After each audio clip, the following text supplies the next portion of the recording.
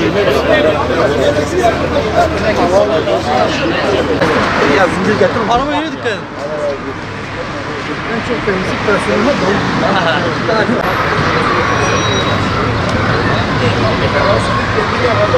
Eğitim öğretimin nitelikli ve verimli bir şekilde sağlıklı bir ortamda devam ettirilebilmesi, okulların açık tutulma hedefinin gerçekleşmesi için temizlik, güvenlik, bakım ve onarım gibi hizmetleri yürütecek personel ihtiyacının karşılanması kaçınılmazdır.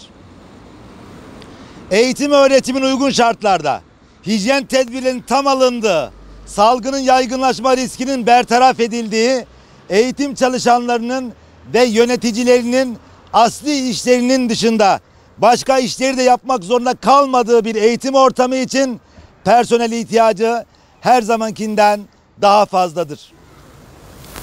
Eğitimcilerin aşı ve PCR testi yaptırmaları konusundaki hassasiyet, temizlik başta olmak üzere yardımcı hizmetleri yürüten personelin istihdam edilmesinde de gösterilmelidir. Okullarımızın salgın şartlarında açık tutulması kararlılığı personel ihtiyacı karşılanarak güçlendirilmeli, temizlik, güvenlik ve hijyen konusunda taviz verilmemelidir.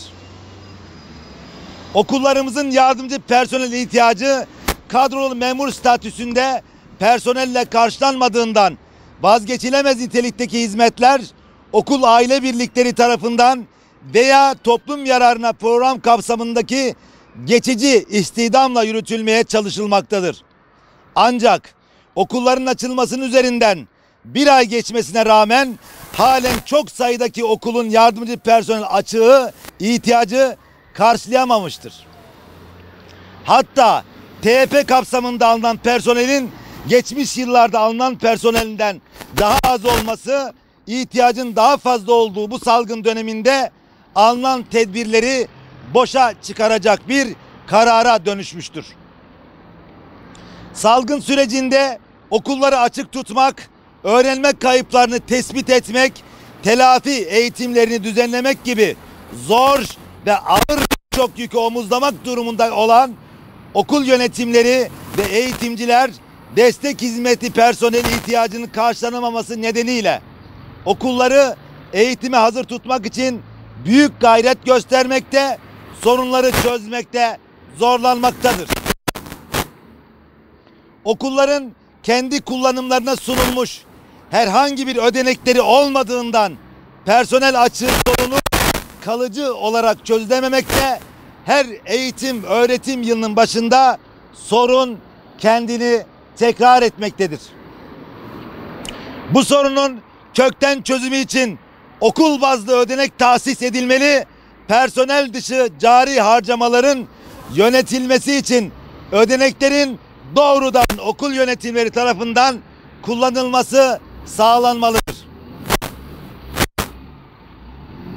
Unutulmamalıdır ki yetersiz ve eksik personel, yetersiz ve eksik kamu hizmetine, yetersiz ve eksik kamu hizmeti ise olumsuz ve istenmeyen sonuçlara yol açmaktadır. Okul yöneticilerinin, eğitim çalışanlarının okulları açık tutmak için verdiği mücadele, bürokratik engellere, kırtasiyeciliğe, idari maslahata ve ödenek yoksunluklarına kurban edilmemelidir. Okulların yardımcı personel ihtiyacı bir an önce karşılanmalı, okul bazlı ödenek tahsisi bir an önce hayata geçirilmelidir.